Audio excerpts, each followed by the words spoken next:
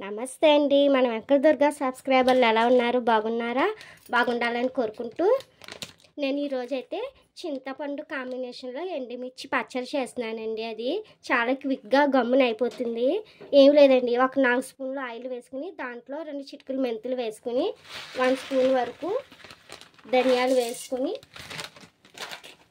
కొంచెం ఆవాలండి, 1 స్పూన్ వరకు ఉంటాయి ఆవాలు, అవి 1 స్పూన్ జీలకర్ర అండ్ ఎండుమిర్చి వేసుకొని ఫ్రై చేసుకోవాలండి. మనం బాగా ఫ్రై అవ్వాలి. ఫ్రై అయ్యాక పచ్చడి ప్రాసెస్ అన్నది చెప్తాను. ఫస్ట్ స్టెప్ అయితే ఇది ఆవాలు, ధనియాలు, జీలకర్ర, ఎండుమిర్చి, మెంతులు ఫ్రై అవ్వాలండి. బాగా ఎర్రగా ఫ్రై అయ్యేదాకా వెయిట్ చేద్దాం. ఇంకండి చూసారా, కలర్ చేంజ్ అవుతుంది. ఇంకొక 2-3 మినిట్స్ ఫ్రై అవనిద్దాం. మంట హైలో పెట్టుకోవాలండి. ఇది పచ్చడి అన్నది ఎండుమిర్చి, చింతపండు వేస్తున్నాం కాబట్టి నోటికి పులపులగా కారం కారంగా సూపర్ ఉంటుందండి.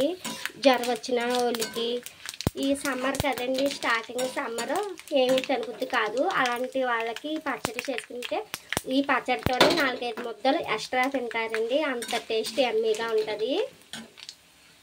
ఇంకొండి స్టవ్ ఆఫ్ చేసుకున్నాము. ఇది కొంచెం చల్లారాలి, పక్కన పెట్టేసుకున్నాం. ఈలోగా మిక్సీలో వేసుకుందామండి. అది ఈ మిశ్రమం అన్నది, ఈ ఫ్రై అయిన మిశ్రమం ఏదైతే ఉందో అది మిక్సీలో వేసుకుందాం. ఇలా మిక్సీలో వేసుకుని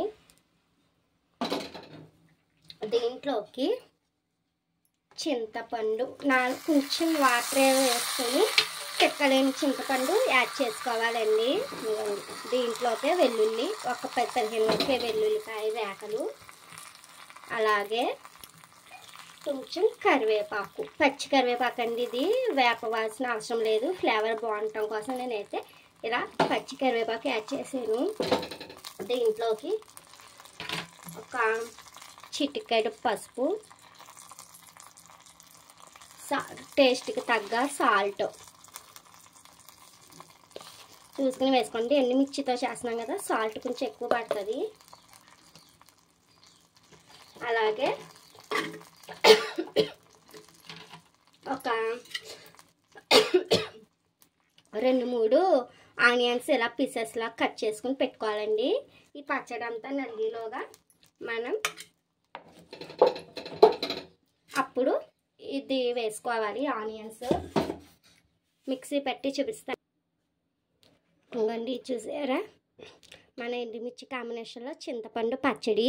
ఈ పచ్చడి ఒక్కసారి మీరు రైస్లో వేడివేడి అన్నంలో కొంచెం నూనె అయినా నెయ్యి అయినా వేసుకుని ఈ పచ్చడి 1 స్పూన్ వేసుకుని కలుపుకుని తింటే ఉంటుంది. చూసారు, ఊటి ఎక్కడో లేదు, మన ఈ పచ్చడి అన్నంలోనే ఉంటుందని ఫీలింగ్ వస్తుందని. మీకు నచ్చిందా? అయితే లైక్, షేర్, సబ్స్క్రైబ్ చేయండి మన వెంకటదుర్గ యూట్యూబ్ ఛానల్ని.